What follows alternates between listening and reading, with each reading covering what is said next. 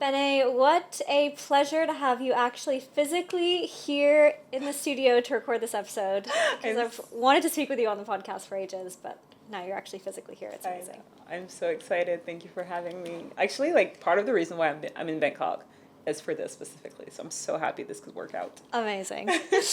So, Bene, you are a runner, amongst Yes. other things. You identify yourself as a runner. It's Yes. part of who you are, your personality, all of it. Absolutely. You're also a spiritual person, right? Yeah. Person of faith. Why do you think running found you? I honestly, for me, I feel like running was truly a gift from God. So I'm a Christian, and so like you said, I'm a person of faith. I find that like the only way for me to find meaning in this life is through my faith. And running came to me at a time that I desperately needed it. I just didn't know that it was what I needed. But when it came, I couldn't have thought of anything better to honestly like go through some of the toughest days of my life. But it also then gave me some of the happiest days of my life. And yeah, I just think it was a gift from God, like when I needed it. And it's given me so much more since. But I guess we'll talk a little bit more about that. How did it find you? Like, how did it come knocking on your door? Okay, so I've technically been a runner my entire life. I've been running since I was, I think, like 6 or 7. I started off with track, like in school, and then I took it like a little bit more seriously through middle school and high school, and then I stopped in university because life, and I just wanted to focus on my studies. But then in 2020, I was living in Mexico. I had just about moved there, and things just started feeling a little bit confusing in my life, especially in my career professionally. And I needed some sort of like outlet outside of work to make sense of that confusion, to think, and also just to like release some steam. So I started going, I had always run, but I started going on longer and longer runs. Like I think before that time I used to go on runs that were maximum like, I don't know, 5 to 6K. Once I entered that period of just like stress at work, I started going on runs that were like 10K and then 12 and then 15 and then 18, and I just kept going because my legs were just carrying me, honestly. And my mind found ease because I was just so focused on going and going and going. And I really loved that feeling. Then about 3 years later, so 2020, like end of 2022, beginning of 2023, I actually left like my job, and that was a job that I had worked for, just like many years up until that point, and I worked hard to get there. It was truly what I thought it was going to be my dream job for a long time. Turned out it wasn't, and that led me to a huge period, honestly, of like depression, anxiety, and burnout. Like it was the most severe form of burnout that I could have ever imagined experiencing. And in that moment, I found myself like running a lot more. Before it was like it was only on the weekend, then it became every day. And I don't know, I think it was almost like this realization that running had always been there my entire life. And it was like the obvious thing to do. I was stressed, I would go on a run. I was happy, I'd go on a run. But I never gave it that feeling, that sensation a name, nor did I give it importance. I didn't make it a priority. It was just always there. But when I came out of my job and I had this burnout, and I had, for the first time since I can't even imagine when, I had so much free time. And so I was like, I can go on a run every single day if I want to. And I like the thought of like training for a marathon was always like in the back of my mind as well. And so I was just like, wow, like I have all this time. I can train for a marathon now, because my job was like really time consuming. Oh, actually, that was in 2022. Sorry, not 2023. Yeah, 2022. And I was like, I have all this time and I can train for marathon. I can go running every single day, whatever. And so I did, like, I joined a running team in Mexico, which is different from a run club because a run club is more casual. A running team is like you have a fee to enter. It's like a federation, and you have dedicated training, you have a coach, you have teammates, and you meet 3 to 4 times a week. And that structure was welcome, because for the first time ever I had so much time, so I didn't really know what to do with myself. So it was good to have, something to look forward to doing, like first thing in the morning. We met, like 4 times a week at 5:30 a.m. to train. And then I started training, like first for a half marathon and then for a marathon. And I didn't know what I was signing myself up for, if I'm honest. I didn't know that running was going to take over my life in the way that it did. And like you said, become part of who I am. And at the time, I didn't know if that was going to be a good thing or a bad thing. And it was funny because everyone around me had a lot of opinions about it, because I did make it my entire personality. And some people were like, this is amazing. And other people was like, that's terrible. What are you doing? Like, like there's other things other than running. But at the time, I needed running to become my entire life, because my world for so long was my job. Mm-hmm. I didn't have that anymore. I felt lost. I felt confused. Running gave me purpose again, and it made me hopeful. It made me happy. It gave me a community. After moving to a new country, not knowing that many people, running gave me friends. And that's why I said that although it seemed to a lot of people, especially people who don't run, that running takes away so much from you, right? Because it's commitment, it's time, it's money, it's energy. What it gives you in return, and specifically the marathon and marathon training and the long distance, what the long distance gives you back, it's endless. And it's so much greater than what it takes away from you. So what does it give you? Where do I start? So I would say the long distance has first and foremost given me a sense of discipline. Mm-hmm. And I know that may not sound very sexy to a lot of people, but to me that's very attractive. I love it. Yeah. It's given me discipline. It's given me commitment beyond what I thought I knew was possible. It's given me confidence at a time where I so desperately needed it. When you go through a burnout, you question everything about who you are, what your abilities, what you can do, because I used to be like a high performer, and suddenly I'm someone who breaks down in between meetings because I can't handle taking 10 decisions an hour anymore, And so it gave me confidence in myself. It gives you mental toughness, mm-hmm. like mental strength, mental fortitude. It gives you grit. It teaches you not to give up. And I think for me, it also taught me how to not take shortcuts. Because when I started running, I was so keen on finding the fastest way to get to wherever it is that I wanted to get. If I could take a shortcut, like quite literally a shortcut in the route of the day, because I would run with my team, right? And we would have a set route set by our coach and our team leader. But if I could take a shortcut to make that route a little bit shorter, I would. And my teammates actually would call me out on it and be like, no shortcut, what are you doing? And I thought it was really funny because, they would say it literally talking about the route. But then I took that as a motto for me during the training runs that I would have by myself, where I'm like, don't take any shortcut. Don't take any shortcuts in your runs. Don't take shortcuts in your nutrition. Don't take shortcuts in strength training. Do the work. And then you come to find out that actually doing the work is the fastest and most efficient way to get to where you want to go. Wow. All those things you got from it, do you think you need to go into the kind of more long distance endurance side of things in order to get that? Because for you it changed, right? Yeah. At first it was casual, and then it started becoming a bit more serious.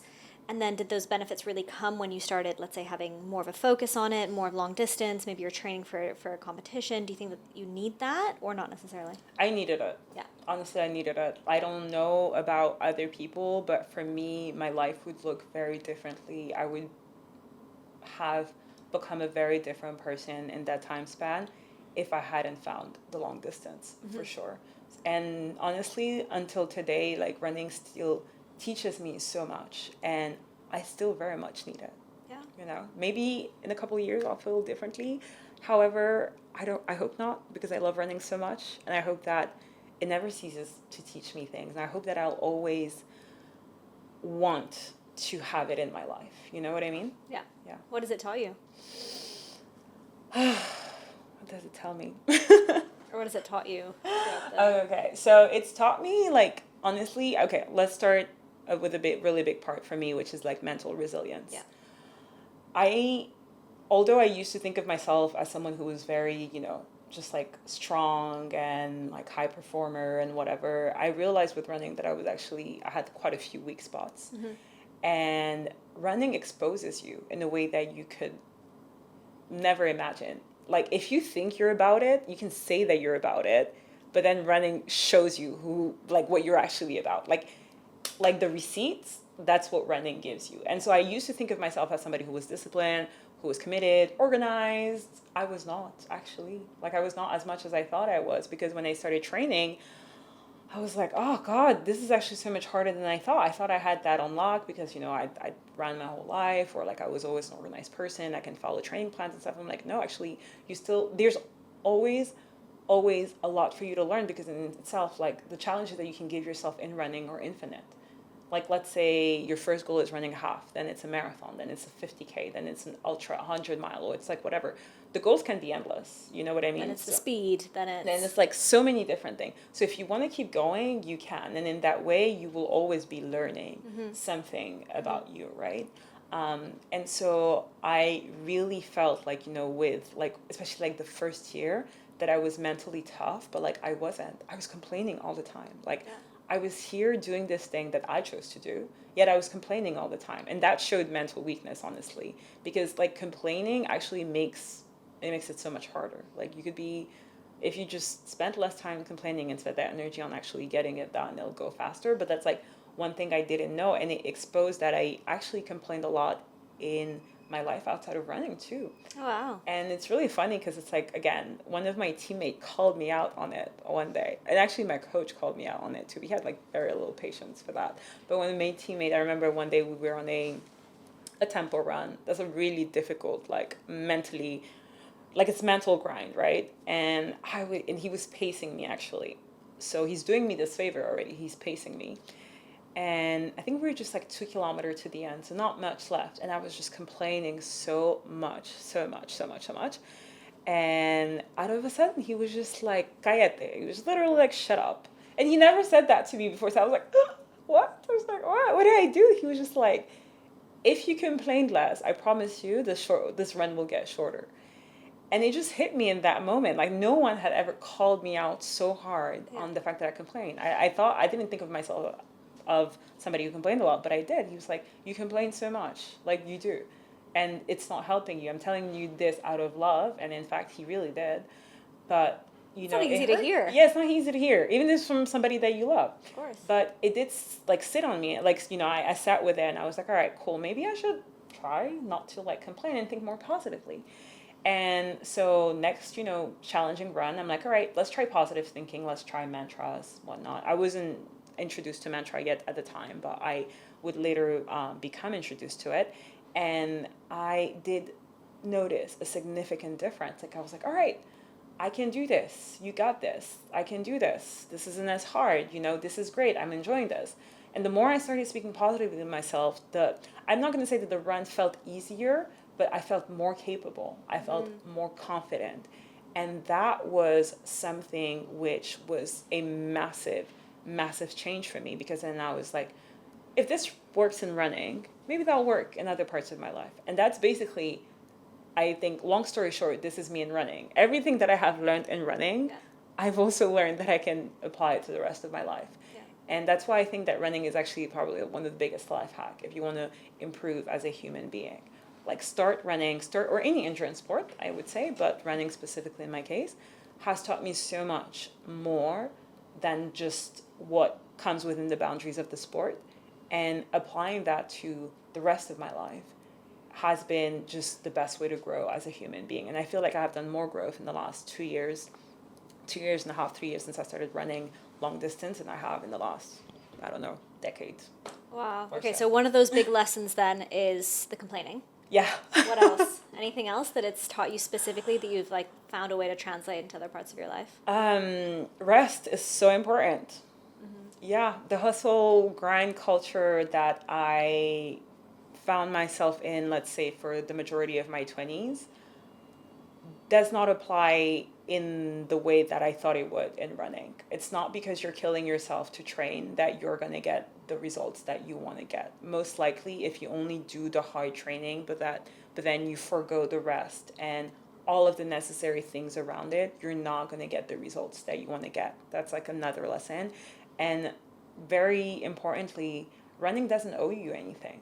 Like, it doesn't owe you. You can do every single thing perfectly. Sure, you will, you'll grow, you'll improve, whatever, but ultimately, like, it doesn't owe you a good time, like, you know what I mean? It's like we think that because we do every single thing perfectly, that the results are just meant to come. We're owed the result, and turns out we are not owed anything. The same way, like, there is this creator, I do not remember his name, sadly, but he posted a video that really struck a chord with me, because I was in Paris for the winter or this year, and it was my first winter in many years, like probably like 8. And I was complaining because I was like, it's raining, I'm trying to like go out on my runs, and I'm doing it, but it's really, really difficult. And I was like, why won't the weather change? Like, I can't do this. And then he posted this video that said, you're not owed good weather. The same way you're not owed a good run. The same way you're not owed a good marathon time. You're not owed anything. Like, if you go into running thinking that just because you do X, Y, Z, then you're owed this, it does not apply. And so kind of like, you have to remove your ego, and you have to like remove your sense of like just entitlement almost. And I think a lot of people come into the sport with that sentiment or that feeling of entitlement or ego, and you quickly realize that does not work. And I think that applying that to life also makes a lot of sense too. Because otherwise it leads to resentment and frustration, right? Because you'll think, I mean, even in a personal example, I was training for a marathon, and my training was great. And I felt so strong, and the day of the marathon was an absolute catastrophe. What happened? I mean, it was pissing with rain the entire time. Yeah. Literally water like halfway up our calves, non-stop the entire run. It did not stop. It's like a Spartan race, but like yeah, it was rough. It was rough. And then we also, this is probably on us, but we thought, oh, we're in Italy. It was a marathon in Florence, and we thought, perfect, we're in Italy, so we'll go out to eat the night before. Ooh. If you didn't book a restaurant or... Well, it was actually that we went out for pasta thinking like, great, carb load, we'll get some pasta, except in a restaurant, in a restaurant it's still like, it was heavy and like oily, so you're just not getting the right, so it was really like I hit the wall like really, really hard at maybe 28, maybe max 30 kilometers. That's and that last 12 kilometers was like actually bawling my eyes out. That entire 12 kilometer.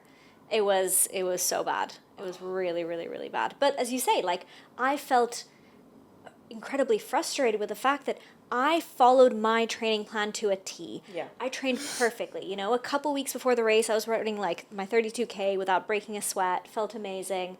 It's like, this isn't fair. Yeah. And that there's nothing that like breeds resentment, right? And ultimately, as you say, like, you feel entitled to it in a way that then you're maybe not learning a lesson from it. You're not, you're letting your ego get in the way. Yeah. And that's so common, honestly. And it's something that if you are able to, like you said, take the lesson from it and move forward with it, then you actually get to understand how incredible of a sport running and the long distance is. But if you fight the lesson, and if you only come out and stay at the resentment part, and because frustration is normal, being disappointed is like the most human emotion ever, and I experienced that quite a lot.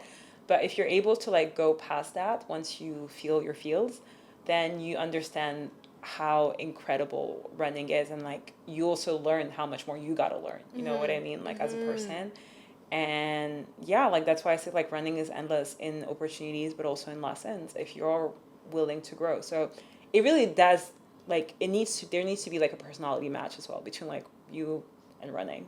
Yeah, and also, I mean, disappointment is a mismatch of expectation, ultimately, right? What were your biggest disappointments with running? My biggest disappointment. Well, that, like you said, like, that if I train perfectly, then I would automatically get my results. Yeah. That's like the number one disappointment / reality check that I got. Do you have a specific example? Yes, I do. Um, my last two marathons actually, but like more specifically, let's go for my last marathon. So I trained for the Paris Olympics Marathon pour tous, which happened in August 2024 in Paris. I had probably the most perfect training cycle I could have ever asked for. It was incredible. And the day of the marathon, no, actually a couple of days before I fly into Paris, so I was training in Mexico City. I fly into Paris, I fly home. So I live in Mexico City, but I'm from Paris. So I go from my one home to the other. And get home, I'm ready, meal, everything 10 out of 10. The marathon itself was at night. I had been training for that, so I felt fine nutrition wise. Everything was great. I start running the first 15 kilometer. I'm on pace, and I'm like, that's it. Like, I'm on lock. I'm going to do everything perfectly. This is it. This is my moment. Because my previous marathon had gone extremely badly because I think I told you I got food poisoning the previous marathon. So I was like, this is my redeeming hour. Also, I'm running at home. I'm on home turf. My whole family is here. It's going to be incredible. I'm running at the Olympics under the Eiffel Tower. What more could I ask for? Perfect. This is it. This is like my redeeming story. You know what I mean? This is my comeback story. And so, perfect 15 kilometers. Amazing. Then I start getting cramps. And I'm like, stomach cramps. I'm like, that's weird. Why am I getting stomach cramps? And a couple kilometers later, I think like I'm about a little shy of like a couple kilometers shy of the halfway mark. I get my periods. And I get cramps and I get my periods and I'm like, this is not happening. There's no way this is not happening. I'm not supposed to get my periods for another week. What is going on right now? And so I stop and I stop to try to get like some help from the medic. Guy was not helpful. So I just kept going and I was like, at this point, I'm like praying and I'm like, speaking positively to myself. I'm like, it's fine. You're going to be okay. This is temporary. This too shall pass. Whatever, you can make it through. I managed to run another, I think 8 kilometers or so. And then I get to kilometer 28. I'm like, no, that's it. I can't do this. So I stop at a medical tent, run across this young medic, and I ask her if she can get me something for my cramps because I literally I can barely walk right now. And so I stop for a good half an hour. Now, if you've ever ran a marathon or a half marathon or anything really, you know that stopping for 5 minutes alone is a terrible place to be in. Now, more than 15 minutes, your legs basically lock. And it's almost impossible to start again after that. But I didn't have a choice. So I'm here taking, the medicine that she gave me, drinking lots of water because it's super, super hot as well. And at that point, I'm like, that's it. I'm done. I was like, this is so unfair. I'm so frustrated. Yeah. I'm upset. I'm angry at the race. I'm angry at God. I'm angry at, I don't even know. I'm I'm so upset. I'm so mad. I'm not only because this is happening right now where I had trained perfectly, but I'm my previous marathon was crap as well. I deserved a good one because I've already went through a horrible one, It's I learned what I needed to learn. Exactly. I took the lessons. I'm give me my prize, And so I was crying. I was bawling, and I was like, I'm gonna quit. I've never DNF or did not finish a race. But I was like, I'm quitting. I was like, this is not worth it anymore. And so I stopped, and then I, in that moment, remembered that my entire family was waiting for me at kilometer 35, so about 7 kilometers from where I was. And I was just my family flew for this. They flew into the city because I had family from overseas who came. They flew into the city to watch me. 10 seconds, I can't give up because they're here. My friends are here. There's people who showed up. It's and also this was a marathon at night, so it was 1 a.m. So I was these people are up at 1 a.m. There's my cousin just had a baby. It's a 2-month. I was my niece is here. I have to be there, I have to do it. So I start walking, and I start running again. And in that moment, I'm reminded that you don't only do this because of the reward or because it's easy. You do this because of the process in itself. That's the reward. Everything else that happens on race day, it's it's life. You really can't control everything, But like there is so many more reasons for you to do this than just getting the time that you wanted.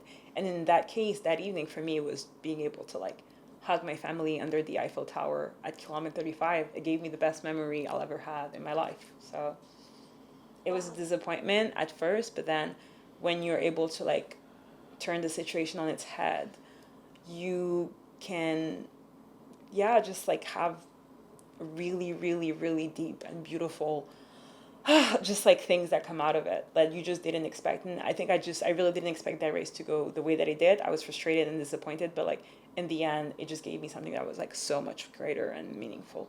Which was what?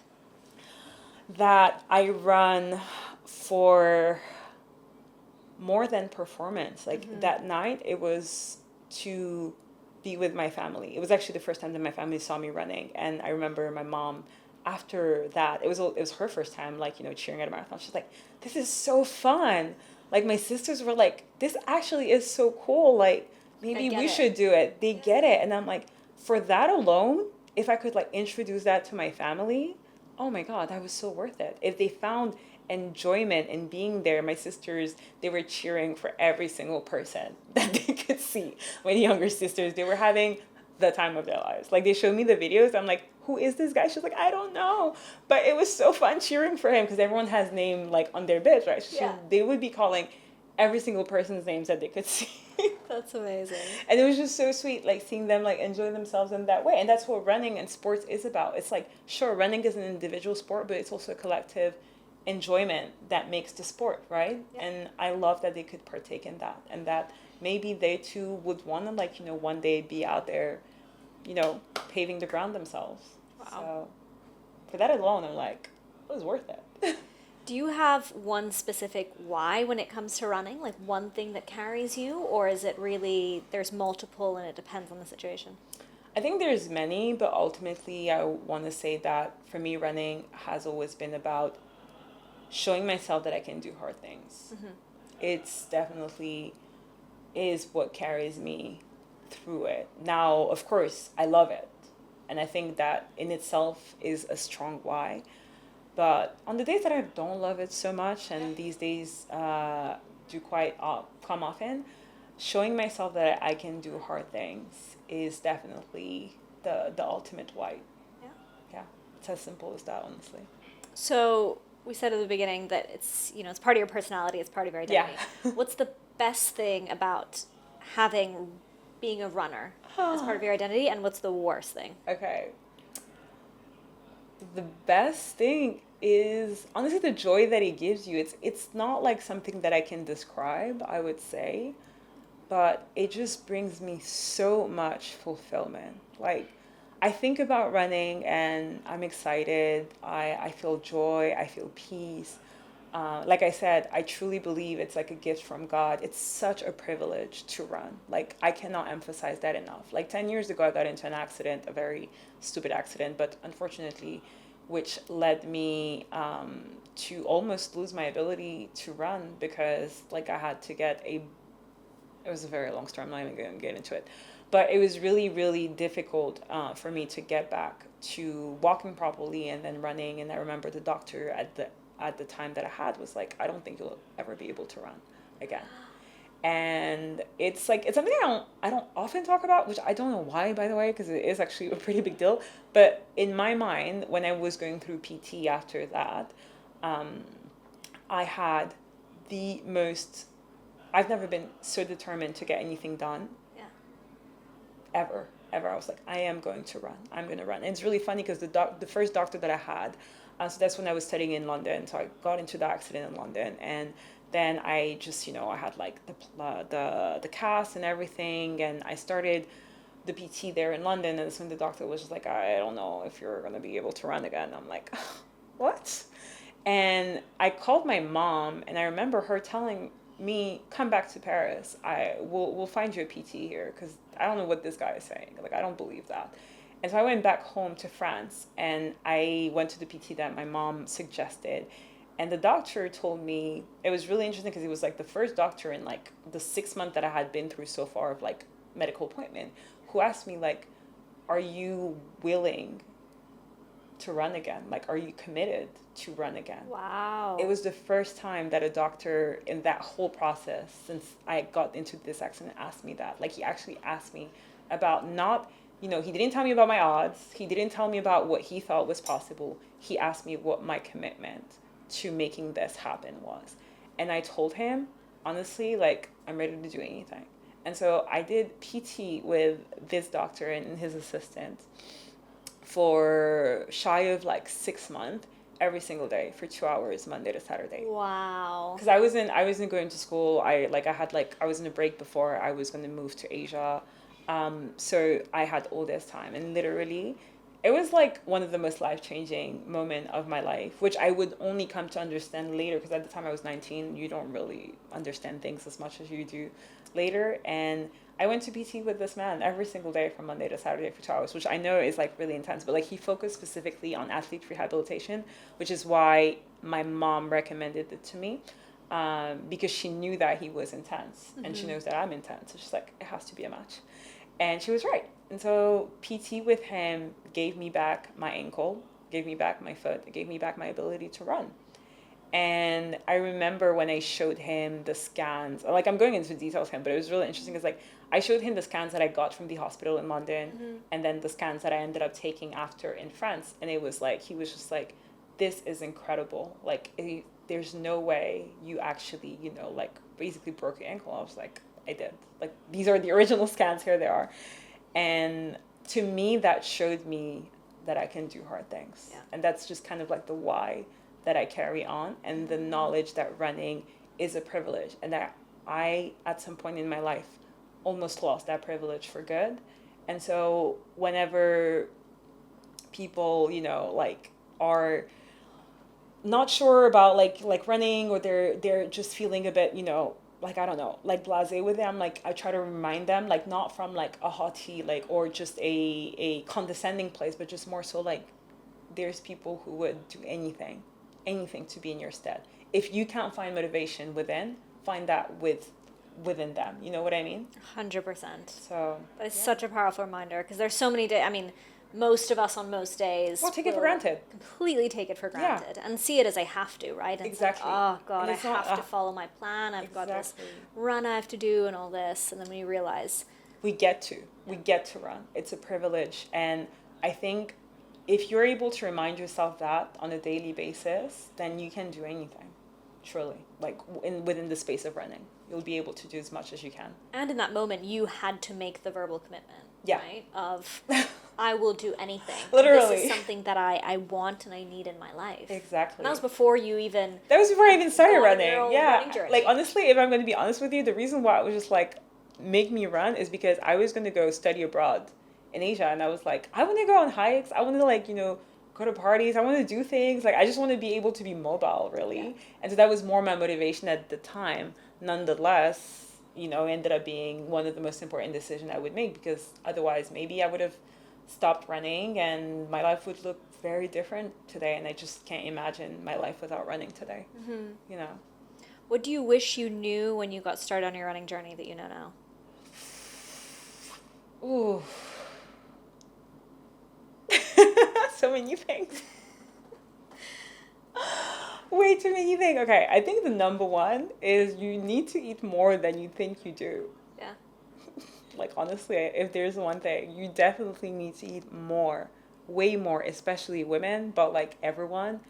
Nutrition cannot be emphasized enough, and I think that it is not emphasized enough, especially in like running information, the running culture today, or even back 10 years, 20 years ago. You definitely need to eat a lot more. It's like paramount. You need to rest a lot more than you think you need to, because that's when the real progress is made. Running is stress on your body.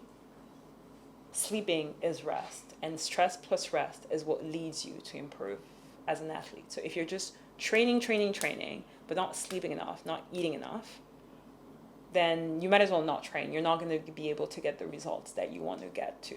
Yeah. And so I definitely wish I knew that when I started running, because I also did put like a lot of focus on like getting like gadgets and just all these like extra shiny things, like the Theraguns, no shade to Theragun, but like, all these things that's like, these are cool, but the real recovery starts in your plate and, in your bed.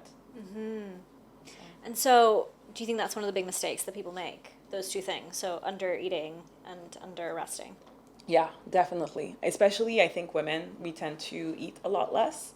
But yeah, in general, not getting enough fuel and the proper type of fueling as well. So just, lots of carbs. As a runner, that's your main source of energy.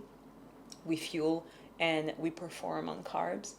And yeah, getting, your sleep and getting your naps in if you can. I know a lot of people, of course, you have your 9 to 5, or people have children, or just like just very hectic schedule. I know it's difficult, but making sure to prioritize that will make a world of difference, both to your performance, but like how much enjoyment you get out of running as well. Because ultimately, unless you're a professional athlete, it is a hobby. So enjoying it is very important, but making sure that you have the system around running that enables you both to perform and enjoy is as crucial as, the really, really like hard part of training.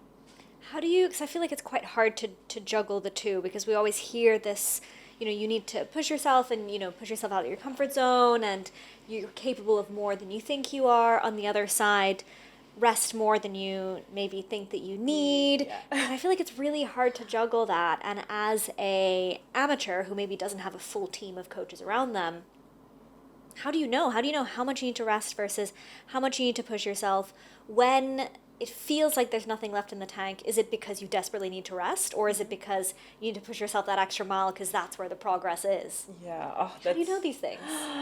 Unfortunately, unless, like you said, unless you have a coach, a really good coach with you, and a really good, let's say, like nutritionist or PT, if you don't get to have all of those things, you will have to learn it through experience. But now, caveat to that, I would say, is that you don't necessarily have to like get to the point of like crashing out or getting injured to learn that, but more so like you will need to like learn how to pay attention to your body extremely well, aka you need to become like an expert in how you feel, in like listening to the cues that your body sends you, because injury is just the ultimate resort of your body telling you that you're doing too much, or that you're not eating enough, or that you're not sleeping enough. Like when you get injured is because you have gone way past the point that your body can handle, but your body has warned you in many ways before, you just didn't pay attention. And so learning to pay attention to those small cues, no matter how small they may seem, like Such as? like What would physically. be some examples of some cues we can listen to? Well, there's many. I think it's like earlier, you and I, like before the podcast, we were talking about, like, for instance, like as women, a major sign of overtraining is when you miss your periods. Usually that's like when you're like way, way too far down the line. But other things could be like poor sleep. If you feel fatigued all of the time. Yeah. That's like another really big sign to take in consideration. If you're hungry all the time, I mean, being hungry is normal as a runner, but eating and like not feeling fulfilled, it means that you're not eating like enough protein, which means that your muscles are not getting, what they need to be able to recover properly. So that probably means that you need to make an adjustment there. So like not paying attention to those like kind of like small cues can then lead you to something much more aggressive, so like losing your period or getting injured. And so, I mean, personally, I've been very fortunate enough that I've had a team of coaches and nutritionists and PT, even as an amateur runner, just because I was in a setup where I could have that. But if you don't have it, it's like just learning to like really pay attention to all those small signs, documenting them as much as you can, having a running log where you are able to like write down, small things like today I felt great and this happened, or today I felt really terrible and this happened, and like kind of like looking on the day where I felt really great, what did I do beforehand? Yeah. What did I do the morning of the run? What did I do after the run? And on days that I felt horrible, like what was my sleep schedule like? Or also, what is my life like right now? Am I going through a tough time in my relationship? Is work asking me to work overtime? Or my kids, getting, like going through a tough period, which maybe is impacting me as a parent. All of those things actually do make a massive difference. a few other indicators that you can look into, and that's like for just like a little bit, like getting into the nitty gritty of it. Mm-hmm. If you have like, let's say, a watch, ideally like a heart rate like monitor band, but like even just like a running watch or whatever, Apple Watch, anything that measures like your heart rate, being able to see what your, that's like a tip that my coach gave me at the time when I was going through like a really stressful situation. And he was like, measure your heart, like check your heart rate every morning, to like from during an entire week. So like you wake up and you just like sit on your bed for like maybe like 5 to 10 minutes and check your resting heart rate, see the variations from like week to week, and on like try to like associate that, like let's say if you know the day before you had like a very stressful day, try to see what your sleep was like, and that can give you an estimate on like, okay, on a good day, this is what my resting heart rate was like in the morning, this is what my day was like before, so that you can find those like patterns that can just like help you estimate, because of course, you know, it's not a perfect science, and especially if you don't have professionals that can help you, but that should give you like those cues and those little like, you know, yeah, just like those little like guiding blocks that can help you understand yourself better. And then ideally, if you are serious about like your running, even as an amateur, getting human professional help from coaches, a nutritionist, even if it's just doing a consultation, it doesn't actually have to be like a full-time commitment of you signing up for a like a full-time coach for like a year. It can literally just be like signing up for like a 1 hour consultation with a pro, where you're able to like share the specifics of like your day-to-day, your situation, you know, and they can then help guide you. And ultimately that's always going to be the best. But your first role, I think, as a runner, as an amateur runner, is to become the master of you and like knowing yourself really, really, really well. Do gadgets, this is a question, do gadgets help us get more in touch with that, or does it get us further away because we're less connected with how we feel and we're kind of outsourcing that to what tech is telling us? Well, I think it really depends on who you are as a person. Me personally, I love gadgets. I love looking at my splits. It's one of my favorite activity to do. I love it. But I use that as data, information points. Yeah. I'm not using that as like a conclusive statement of this is how well I'm doing or this is how bad I'm doing. What about like recovery status, or telling you that you have, you know, you've recovered well, you've recovered poorly, you know what I mean? That kind of data. These data, I personally don't make much of those, because I will know. Like my watch can tell me that I recovered well, but if I feel like absolute crap waking up, I'm definitely getting another nap in or just going to bed earlier. Like I think that my body will ultimately always tell me what it is that I need. And in the past, I have tried to like listen to, you know, my watch or the gadget. And when I knew otherwise, and I knew that I felt different, and that never served me right. So I think that ultimately, like, you should always listen to your body, but like learn exactly how those cues like that the body gives you can impact you, and like how to like respond to them before they turn, like I said, into like an injury or something like more major than that. Because I feel like it's not always obvious. You can have a cue. Like, for example, when I was overtraining at one point, and I always felt very energetic. And so I saw it almost as a positive. I was like, this is amazing. You know, I'm working out loads. I'm feeling great. You know, even like in the morning, I can't wait to jump out of bed. It's great. And even in the evening, I have loads of energy, and it lasts all day. But I also had like huge hormonal issues during that time. Yeah. But I thought it was a good thing because I didn't necessarily associate. And now I know when I get to a point where if I'm feeling almost overly energetic, whereas in the past I saw that as a positive, now I'm like, oh, that's a sign that I'm doing too much and that my body's kind of on overdrive. Yeah, that's a really interesting one, because I think most people will have the opposite, like, or like they'll be like crashing out. But it's good because you know yourself so well that you know that, okay, this is not something which, or at least now, you know, you can have that hindsight where you're like, okay, now when I'm feeling like so like jittery, it's not necessarily a good thing, you know? But again, it's just something that is so unique to each individual. And that's why I really advocate for just learning yourself, about yourself and about your body, because I mean it'll serve you in running, but then in so many other aspects of your life, you know. What about for women specifically compared to men in terms of how we need to be adapting our training or? Yeah, I have so much to say about that. Go for it. I'm very passionate about it because a lot of the knowledge that's out there is very generic, but specifically the more scientific based or evidence based advice about running are based on men, quite simply. And it is what it is.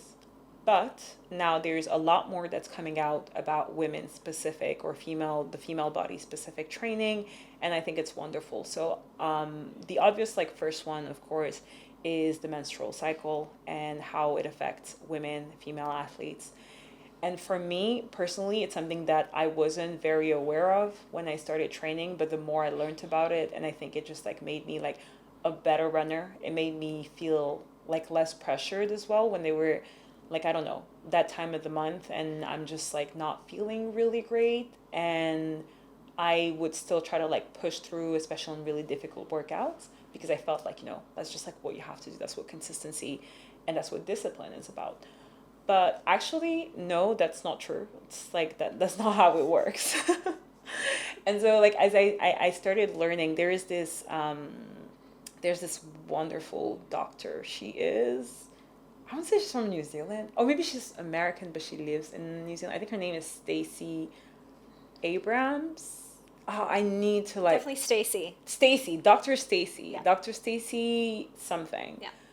Wonderful research that she has done. I mean, that's basically been the work of her life, but she's done many different research especially on heat adaptation, and contrast therapy, just so many things. But she works a lot on female body nutrition for endurance athletes, and listening and reading to her work has been tremendous help for me in helping me understand my needs as a woman and as an athlete, understanding that not having my periods is actually a sign of overtraining, and it's not a normal thing, or it's not a good, I never thought it was a good thing, but maybe I was oh, maybe it's just normal that I'm missing my periods. No, that is a clear sign of overtraining. We need to work our way backwards from here to get your periods back, that kind of thing. And that's something which I think we speak very little of in women,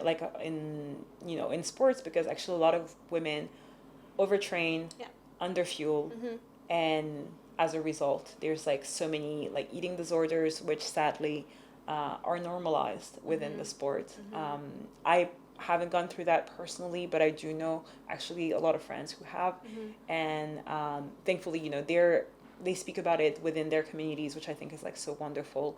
But that's something which I still think we need to bring a lot more awareness to, that underfueling should not be normalized in any way, and there's other things like cycle syncing as well, which for some people work, just for those who don't know, cycle syncing is basically when you adapt your workouts to the different stages of your menstrual cycle. Do you do that? I don't do that. You don't? No, I don't. Okay. I tried.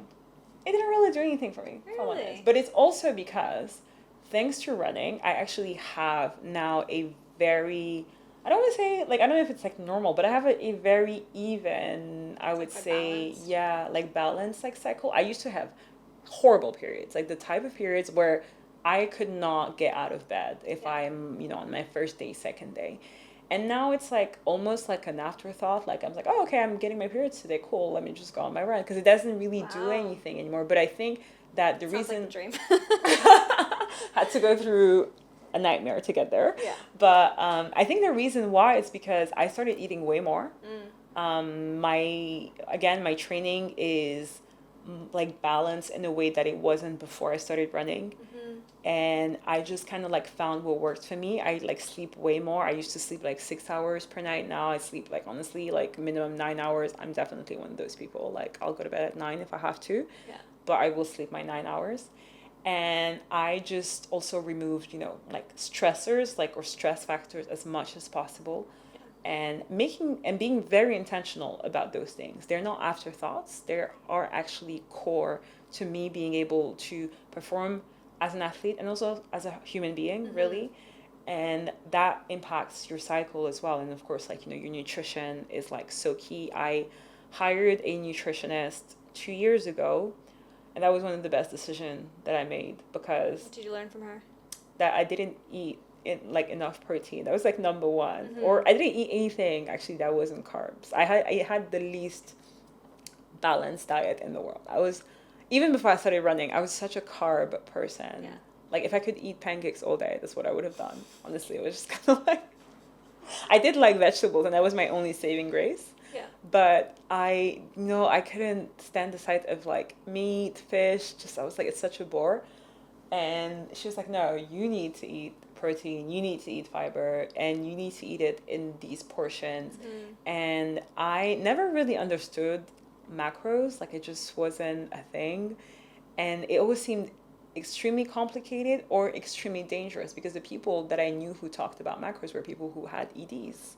And so that was never something that I was willing to be curious about, because I was like, is that, just like what leads you into that?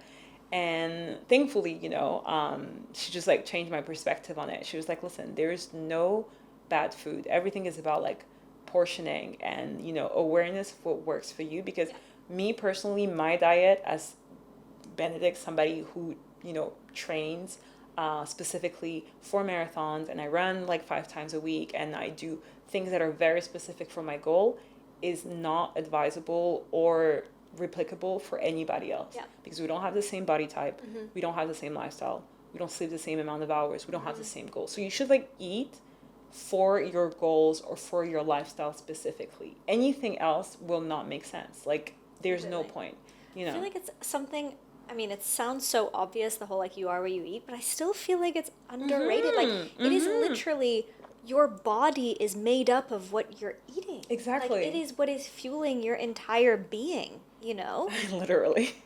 So it's like, I feel like we don't put enough emphasis in the sense that, and you're right. yes, it can be enjoyment, and that's great, and like a social aspect and whatnot, but ultimately it can have such a big impact on your goals, even if you think about it from like life goals. If your goals, I mean, for me personally, I pay a lot of attention to what I eat during the work week, because everything is focused around like, how can I improve my cognitive performance? I know that eating certain things at certain times of day is going to make me more tired and not make me as focused as well. So what do you not eat? I mean, anything to do with like gluten makes me tired. It makes you crash. Yeah, it really makes me crash. Wow. So it's like, I'd rather not have that during the week, because I want to be focused. Yeah. I know. What do you carb load with? I mean, to be fair, there's many gluten-free carb load options. Yeah, like I'll focus more on like fruit and stuff like that. Okay. But then for me, for example, then like weekends is like, great, goal for the weekend is more enjoyment, so that's fine. But then during the week, it's more about, like performance sport-wise, and then performance cognitively. Yeah. And that's such an impact. It really, really, really does. That's true. And like, especially like you said, just the mental aspect on it is so underrated. Like how our food impacts how clearly we're able to think. For sure. I definitely wish that there was more people talking about it, but also like more research, because I do believe that having evidence-based information is super important, and the access to it even more so, especially if you don't get to have a coach who can readily give you that information. Like, I feel so grateful that very early in my running journey, or actually like literally from day one, I had a coach, a nutritionist, a PT, like literally the whole army. That was, and also I had teammates who had been running for years. Like, a lot of my teammates were much older, in their 40s. They had 20 years in the game. And I got fast-tracked in my knowledge of marathon training and of running. And I didn't understand or appreciate that until I started sharing content on running, and people would come to me for advice about running. And there were things that I honestly just assumed were obvious. Yeah. I was just like, of course, you're supposed to be, eating before a run. That's what you do, because in the world that I had created, in the community in which I was part of in Mexico, in my running team, we all did that. It's common knowledge. It's common knowledge, because not only was that my running community, but of course I became my friends. So these are the people that I hang out with 7 days out of 7. And of course, we all sign up for like 1 or 2 marathons a year. So everyone is always in the training cycle. So of course, we all go to bed at this time and we all wake up at 5 a.m. to be training at 5:30. Like, of course, this is, just like so many of course, but I'm like, no, actually it's not of course. Yeah. And for most people, not that it's not doable, they just don't know that they can, or they just don't know how to. And you can't take that knowledge for granted, Completely.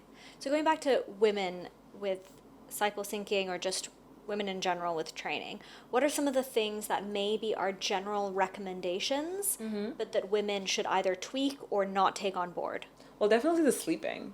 Yeah. Women need more sleep than men. How much? I think that's like across the board, because the whole I think we were saying the whole 7 to 8 hours is mostly based on men. I mean, like the test that they were running was mostly on men, but women need more like 9 hours of sleep. And I feel like with me, it checks out perfectly, because like when they switched from the whole like 6 to 7 hours to like 9 hours, I became a whole new different human. Wow. So I think that sleep is definitely one of them. Again, like just like train hard, sure, but caveat, like again, if you're a woman and like you have a really like hard session that falls on a really bad day within like your menstrual cycle, totally okay to like switch things around. And so like being adaptable is something that female athletes definitely need to be, I think, a lot more than men. And I don't think that's a bad thing at all. I think it can work in your favor, because for so long, I was like reading just like this book about like female athletes, and for a lot of women for many years it was normal to like take medication to like suppress your period so that you wouldn't have to go through it, so that you can perform just as well as men, right? Or just be taken as seriously as men for whatever reason. And now thankfully things are changing, and like we don't see getting your periods as an impediment to performance, but as something that is just a factor, a major factor, a major variable that you need to take into consideration. But like if you have the right coaches, the right people around you who can help you, create your training around it, or that it benefits you in the best way possible, then it's totally doable. Like it's not an impediment. It just is just one thing that as women, sure, that we have to deal with that men don't. But there's no point in comparison. It just is better to just find out what works for us in the best and most efficient way. Rather than like fighting what is. Yeah, exactly. Or trying, or like, because having your periods as an athlete, for me, I'm going to speak for me personally here, has been really important, because again, it's been a marker. I know, I mean, I've only lost my periods once, and it was I was like freaking out. I was like, what's going on? But it actually was a blessing, because that's when I knew that I was overtraining. Yeah. And I didn't realize that I was overtraining because it had become standard. I was just like, well, that's just how things are. But then I'm like, I don't have my periods. That is not normal. I want my periods back. What are we going to do to get my periods back? Like ASAP. And I had a great a physiotherapist in Mexico. Her name is Andy. And so I told her about it. And she was the one who initially diagnosed me, because I was getting really injured very frequently. And so she asked me, like, do you have your periods? So like, did you lose them? I was like, what? It was such a random question. I was just like, I don't know. Yeah, why? She was like, no. And then she explained to me that it is just a major sign of overtraining in women and in female athletes. And that if we don't, there's like different like factors that you can, symptoms, that you can look out for. But when you do, then it's super important to just like start treating it like right away. And like start scaling back on training or adjusting, and just do things. Because ultimately, like, this sport is about, for me, longevity and sustainability, being able to do this till I'm 80 years old. I don't care how silly that sounds to some people, but personally, that's my goal when it comes down to running. And it starts today, and it starts by, making those decisions now. And I don't think it's always about intensity, but more so just sustainability. And so if I have to adjust because I got my periods and I'm not feeling well, and I'm skipping a hard week of workout and just replacing it by easier runs and by doing more like, low impact workout, then I'll be fine. It's never, one workout is not going to change your training cycle or your life. So. And it teaches you to be cyclical, right? And how to kind Exactly. of ride the ups and then ride the downs. Yeah. I actually I changed my training very, very heavily Yeah. based on where I am in my cycle. But then I know that when I'm at my peak time, it's like, great, that's when I can challenge myself, and that's where I actually make the progress. And then during the downtime, that's when I recover from that and then get the energy back up. So I actually think it's quite nice in that sense. Yeah, it is. And I mean, that's how it's supposed to be, like, because you're supposed to polarize your training anyway. So your hard workouts should be hard. They should challenge you. You should feel like I'm out of my zone of comfort. Yeah. And then your easier days should feel insanely easy. They should feel like you're almost not doing much, but you're giving your body stress and rest, which ultimately will lead you to performance. So yeah. So if we were to break things down, look at some kind of more like practical tips. If we were to break things down into different categories, so if we're looking at nutrition, performance, recovery, Yes. and mental fortitude. Yes. Okay. What would be one key learning or takeaway in each of those 4 categories that really changed the game for you? Ooh, okay. So starting with nutrition. Okay, so again, nutrition, you gotta eat. And you gotta eat a lot more than what you think you should eat. And that's for me, and it sounds simple, but to me that was such a game changer. When I saw the portions that my nutritionist assigned me per day, I was just like, I'm gonna be in a food coma every single day. That's what I thought. Yeah. Found out I was actually fine, and my body could handle and actually thrived on having that much food into my system because it actually needed it. And I really underestimated like how much I needed to fuel. So that's definitely a really, really, really, really big one. And I think that just for most people, we definitely don't eat as much as we think we do, because running is it is so heavy on us. Like, it's crazy how much energy it takes away from us. And if we don't recover like properly, then, I mean, first, you can't perform to the level that you think you can, but also you're actually harming your body. Running is only as healthy in a way, or as sustainable as you can recover from it. Yeah. And that includes rest and nutrition. So if you don't eat enough and you don't sleep enough from running, that's when it becomes harmful. In itself, like, running can definitely do a lot of damages if you don't do it properly. Yeah. So nutrition, eat more than you think. Definitely eat more than you think. What about performance in terms of like what you've learned about, I don't know, maybe it's like training splits, maybe it's way of training, improving your performance? What's the biggest learning there that changed the game? Do strength training as a runner. You need strength training. Strong muscles is the only way that you're going to be able to achieve whatever goals that you are looking after as a runner, like whether that's like running a sub, whatever, 4 hours, 5 hours, 3 hours, or a fast 5K. You need to strength train. And that's something I neglected my first year. I hated the gym. I was like, I'm not going into the gym. Why do I need to go to the gym? I'm a runner. All I need to do is run fast. No, you need to strengthen not just your muscles, your joints. You need that. Like your core, your torso, abdominal, you need all of those things if you want to get faster, if you want better endurance, if you want to improve your aerobic base. All of those things that you're looking for in terms of performance, most likely you need to like start with strength training, like add strength training. Of course, mobility is super important.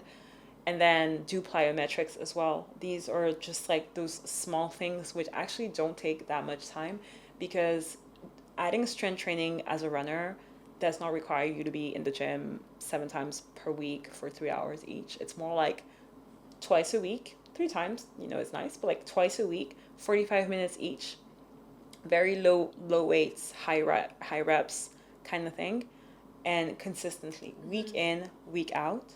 You will see a massive difference to how you feel, like, like from day to day, like meaning that you'll just like feel stronger, you'll feel lighter on your feet.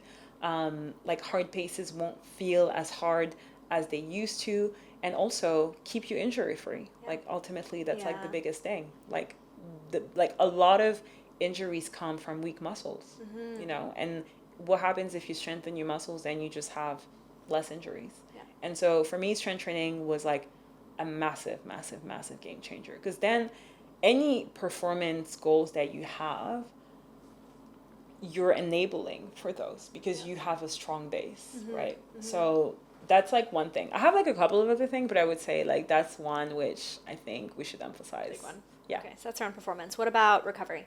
Biggest learning there that changed the game for you? Ooh, sleep.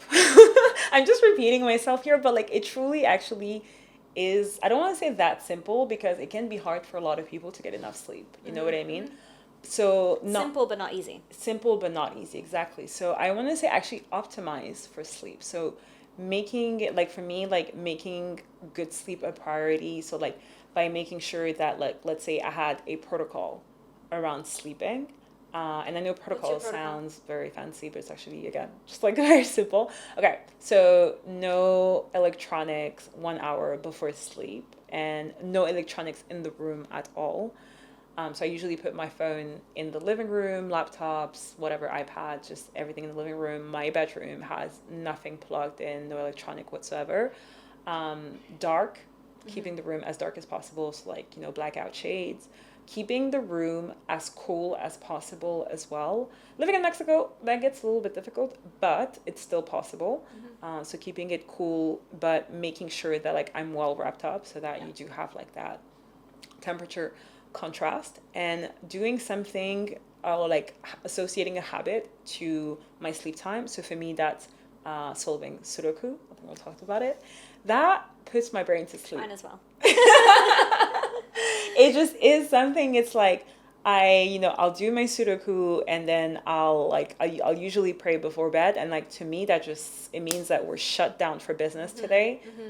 That's it. We're going to sleep. And those associations just allows me to then feel like, okay, my day is over. There's nothing else for me to do today. Like no checking last emails or whatever. We're closed. Yeah. We're going to bed. Yeah.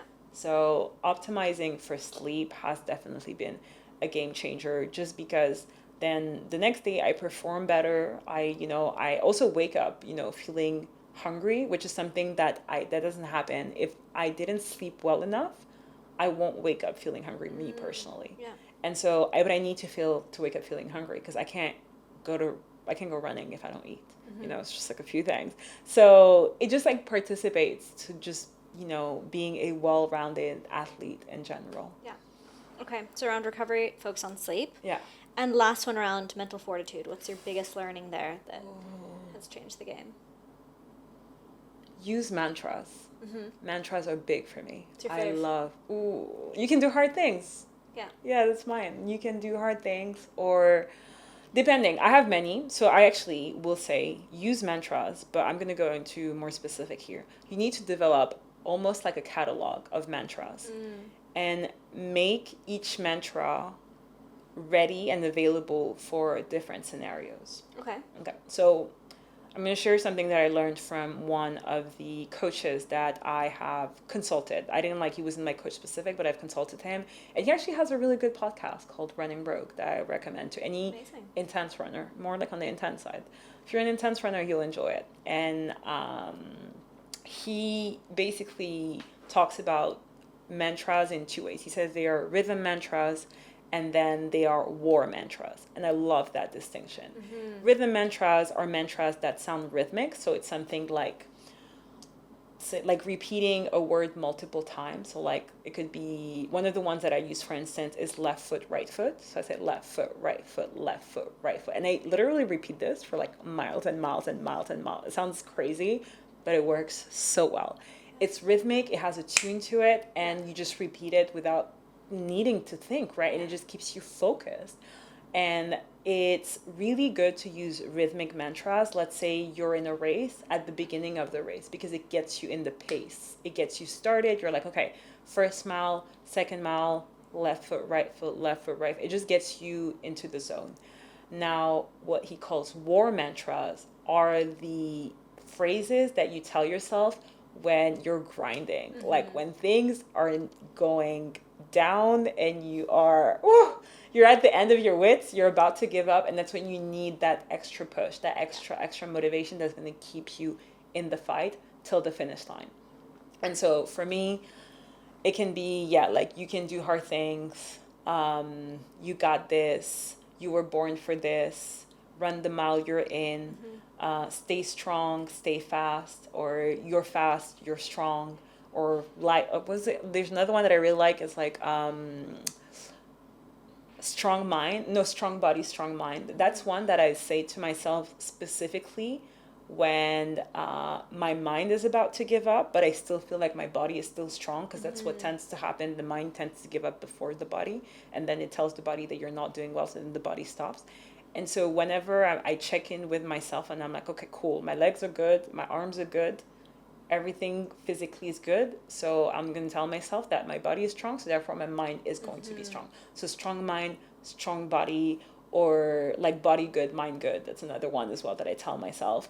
And it just works so well. And so these mantras, like rhythmic mantras and war mantras, having those two categories, and within which having like multiple options available for you to pick on race day or whenever you're having a tough workout, made such a difference in my life and in my running, because like I just know that I can be my best supporter at any given time. Yeah. You know what I mean? Yeah. Because on a race day, you don't necessarily, have like your training partner with you, or your teammate, or your partner, life partner, or whatever, your parents. And being able to cheer yourself is so important. Like, you have to believe in yourself. You have to be your own like supporter at all times. Like, you cannot be your own enemy if you're going to be a runner, because the mind will get to you at mile 2. You know what I mean? Also, like, if you don't believe in you, who's going to believe in you? Exactly. It starts with you. And like, specifically, like, when you're out there by yourself, like, you can't rely on anybody else. Like, it needs to start with you. And so I find that mantra is just such a good way to like live that out. Yeah. And in running, it really makes a difference. Like, literally, to anyone who's listening to this, like, come up with a mantra. The more specific to you and the more unique, the better. Yeah. Because then it'll really resonate. And sure, you can go online and like Google a few mantras, but I think like coming up with those yourself is just a fun process. And use those during your training runs, or like anything that you do, and you'll see how much of a difference it makes, and like how much of an impact it'll have on your performance. For sure. I love that. And also, from a life context, it's like you're the only person who will be by your own side until your very last breath. Exactly. So you need to be able to cheer yourself on and be your own cheerleader, essentially, throughout all that. And you're the only person who knows what it took for you to get there. Yeah. I think we often underestimate that for a lot of people, running your first kilometer, your first mile, your first 5K, 10K, marathon, only you know what you had to overcome to get, not even to that finish line, but most of the time just to the starting line. And I think we often underestimate, like, I'm a big supporter of like celebrating the starting line as much as we like celebrate the finish line, because the starting line is probably tougher. You don't know how many months of training it took someone to get there. You don't know like how they had to manage their day-to-day to get there, or what illnesses they had to overcome. Like, marathons are so emotional, because like you see people who are there and you're like, everyone has a story. Everyone has, like, you don't end up at the starting line of a marathon by chance. Very unlikely. Some people do, don't get me wrong, but most likely there's a story behind why you're here. And if we got to listen to each individual story, I think, like, I don't know, like, personally, marathons just like restore my faith in humanity. If you don't have any, go watch a marathon, because it's just so beautiful. And so if we just think about what it took for each individual to get there, it's just so worth celebrating. You know what I mean? Completely. I love that. I want to wrap up with a few very practical tips. Yes. Based on kind of 3 types of runners. Okay, let's do it. And I'll go through kind of who this runner is and then what their challenge would be. Okay. And then you could give your advice, whether it be from, a nutrition standpoint, a mindset standpoint, maybe a performance, training, anything. Okay. So first persona we're really looking at a beginner runner. Yeah. Who, dabbles into it a little bit, maybe is trying to get started. But as you know, when you have never run before, even running 500 meters is difficult, right? Is hard. Yeah. And so maybe this person is challenged with, first of all, the difficulty of it, with being consistent, confidence with running as well. They're feeling really heavy on their feet, and it's just this kind of mental grind. Yeah. But they like the idea of it, and they wish they could do it, but they have this idea of like, I can't, I'm not a runner, I can't do it, I'm not good enough, etc., etc. What would you say? It's really interesting because at first, when, like, as you first started talking about it, I was like, my obvious one was just gonna be like, get a coach, Yeah. That would be the ideal one. I think at any level, I would always say, like, I would always suggest, if you can, get a coach. By that, I mean, get, like, help with structured training to help you define a goal. And with a goal, you then have a plan in place that can get you to your goal, right? That would be it. Now, if we're going to be, like, super practical, I'm going to say, like, start walking and then running, honestly. Yeah. Like, and I think we often underestimate that. Like, walking is movement, and it does actually develop your aerobic capacity, because what we're trying to do here is develop that. It's like trying to develop your aerobic capacity so that you can eventually run for, let's say, an entire kilometer, an entire mile, right? And what's the most practical way to do that is just, forward movement is movement. Yeah. So walk, run, walk, run, walk, run. And you can do that, of course, in alternates, whether that's like 15-second run and then 30-second walk, or 20-second run and then 40-second walk, whichever works well for you. But forward movement is movement. So I would say, like, just instead of like being focused on like running the whole way for 1 kilometer at a time, I mean, sure, let that be like your objective, like down the line, but start like gradually. And also know that it's totally okay, like, to just, take it one step at a time. And even if that step is walking, like, you're still making that momentum, and be patient with yourself. And then again, I'll come back to what I just said, which is like, get help with structured training. So like, ideally get a coach or a training program that can really help guide you, because I think it's so hard when you're beginning, because you just don't know what you don't know. And you can't make that up either. And ideally you shouldn't, because, you don't want to like risk yourself or put yourself at risk of injuries. So getting like structured training help and getting a goal is definitely like the first step for a beginner runner for me. Okay, amazing. Second persona, we're looking at someone who's intermediate. So who runs regularly, who's maybe done, a couple races here and there. It's not their entire personality, but they're into it. They do it regularly. They like it. If you were to ask them, do you run? They would say yes. Yeah. And maybe the challenge there is more plateauing. Yeah. It's like, yeah, sure, they run a couple times a week. They like it. They want to improve. But ultimately, it feels like it's been kind of at standstill, maybe even for a couple of years. Yeah. Polarize your training.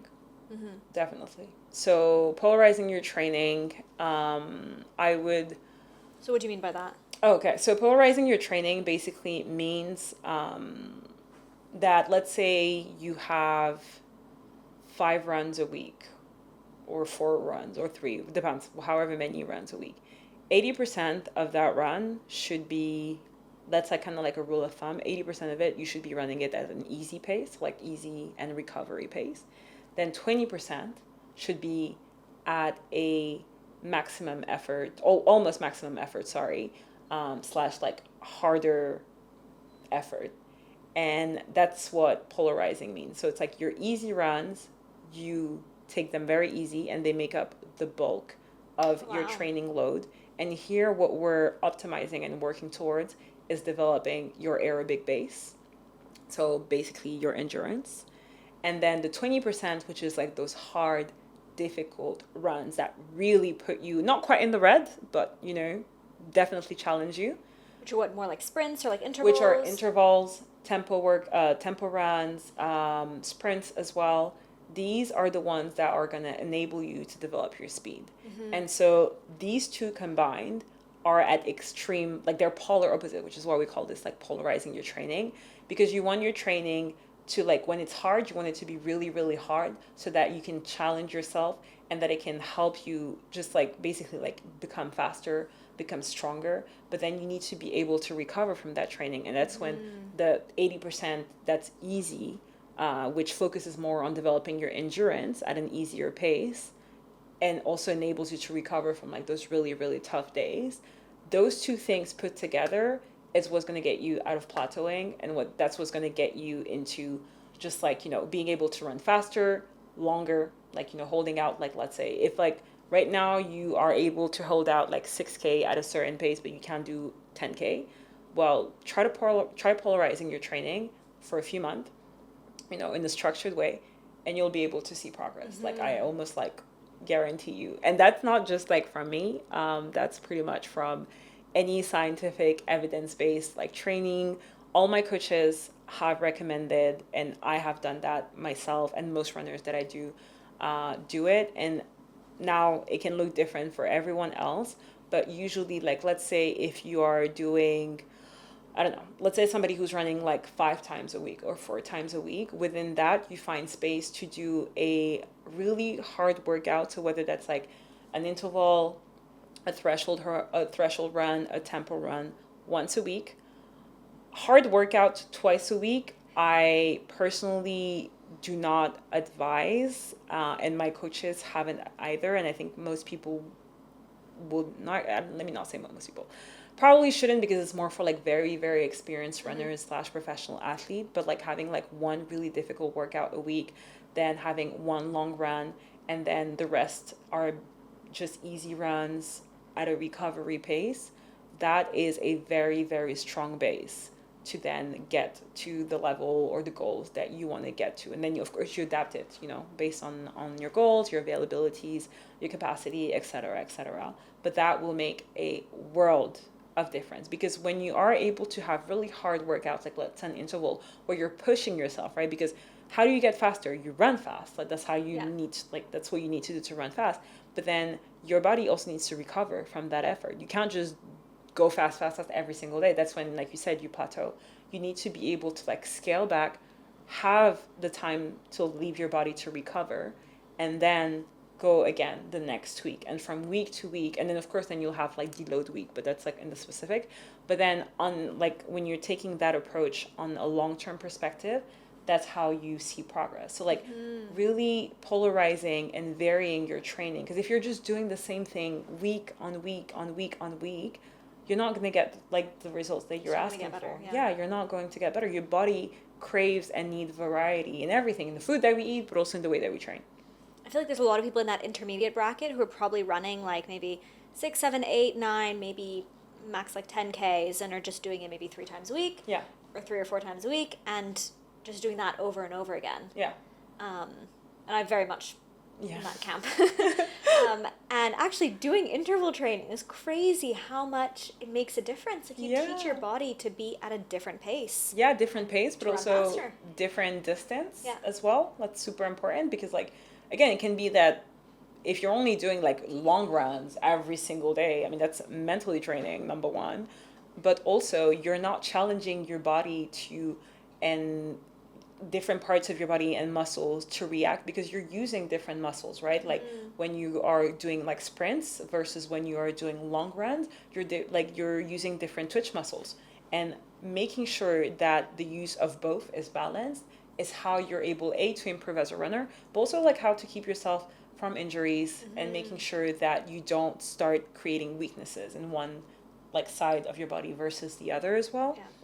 So definitely polarizing and varying in your training. And also mentally, it's much more efficient and beneficial, because when you always do the same runs, first of all, it's so boring, like so boring. I think I don't need to tell you, but it's just very exhausting mentally, like it's like, oh God, I have to do another 10K today, or God, I have to do like another whatever distance, or another sprint workout, or tempo runs. And that's when you also fall into the bracket of like overtraining.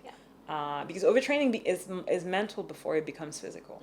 So I guess that's a big thing when you start being like unenthused with your workout. It feels like a drag. Yes. You know, yeah. And I mean, get anywhere good with that. don't get me wrong, there are days where no matter how well you polarize and vary your training, where it can feel like a drag, but nonetheless, like it shouldn't be like this like every week and every day, you know.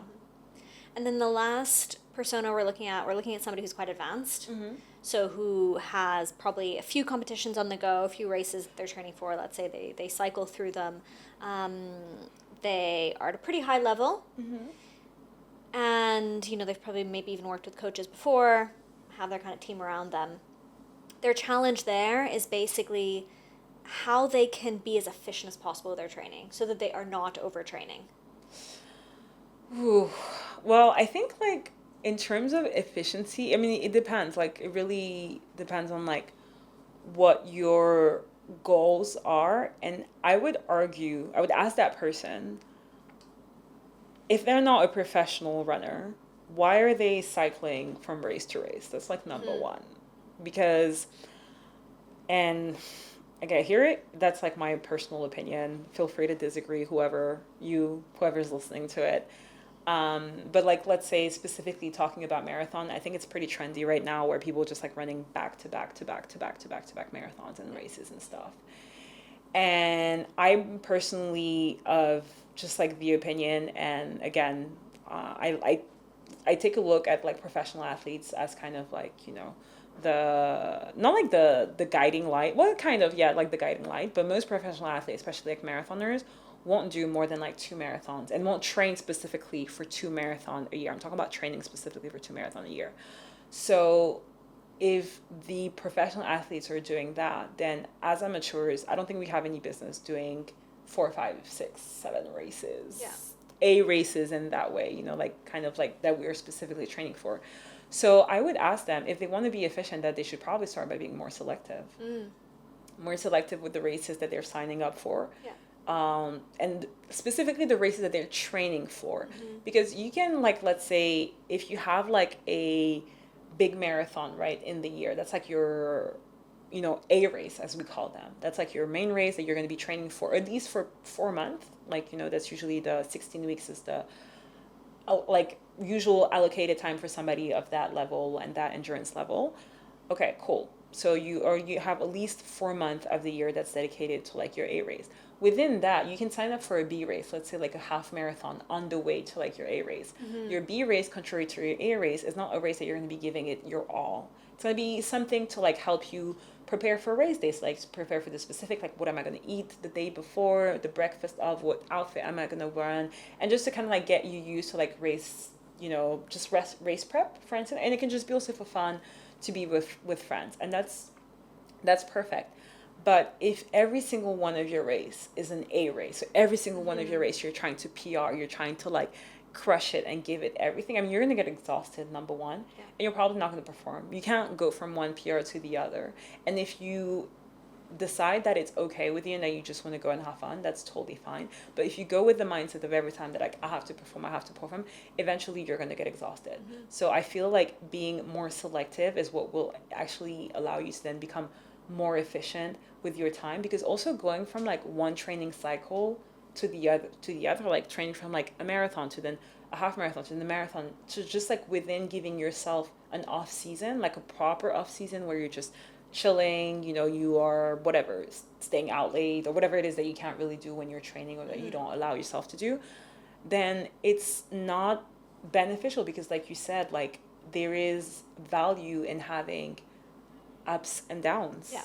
And having the down times is necessary. You can't always be at the peak of your fitness all year round, because if you're always at your peak, then you're actually not evolving. Yeah. Like you're just plateauing. Even if your peak is, seems high, you're actually just plateauing, because you could probably be even, like more efficient and more performant if you actually gave yourself the time off. Yeah. So for me, it wouldn't be like a specific training advice. It'd probably be to be like, just be more selective. Yeah. Yeah, that makes sense. So to wrap it all up, yes, I'd love to end with kind of like a concluding thought or statement. So you can finish the sentence. So to all the runners out there, if there's one one thing I want you to keep in mind. Yes. Don't forget that running is a hobby and that it should be fun. Yeah. Thank you so much. Thank you, Benny, for everything Thank you you for shared having today. me. Infinitely. If listeners are interested in you and what you do, where can they find out more about you? Yes, so I'm on Instagram and TikTok at Benedicte King. So that's Benedict with an E because I'm French. Benedicte King, King. And that's usually where I share most of my running related content, and I share other things, but mostly running. Thanks so much. Thank you so much.